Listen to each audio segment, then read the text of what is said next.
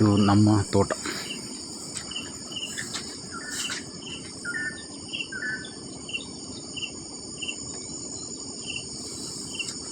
ಮಳೆ ಹೆಚ್ಚಾದ್ದರಿಂದ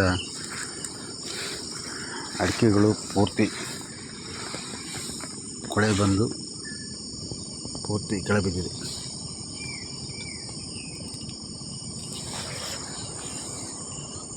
ಮತ್ತು ತೋಟದಲ್ಲಿ ನಾವು ಸ್ಪ್ರಿಂಕ್ಲರ್ ನೀರನ್ನು ಅಳವಡಿಸಿದ್ರಿಂದ ಸಿಕ್ಕಾಪಟ್ಟೆ ತೋಟದಲ್ಲಿ ಹುಲ್ಲು ಬೆಳ್ಕೊಂಡಿದೆ.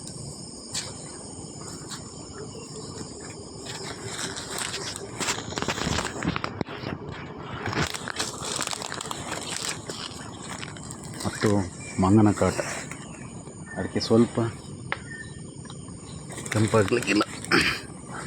ಕೆಂಪಾದ ತಕ್ಷಣವೇ ನೋಡಿ ಒಚ್ಚಿ ಬಿಸಾಕಿ ಹೋಗ್ತದೆ.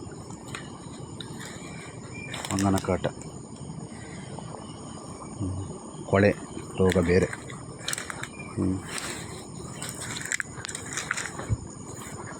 ಹುಲ್ಲಿನ ಅವಸ್ಥೆ,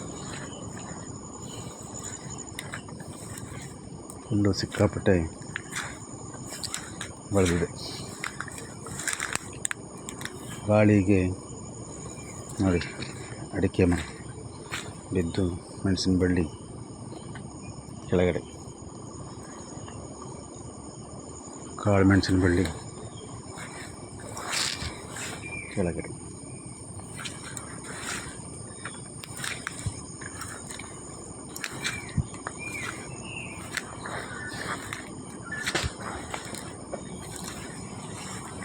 ಕೊಳೆ ರೋಗಕ್ಕೆ ಅಡಿಕೆ ಸರ್ವನಾಶ.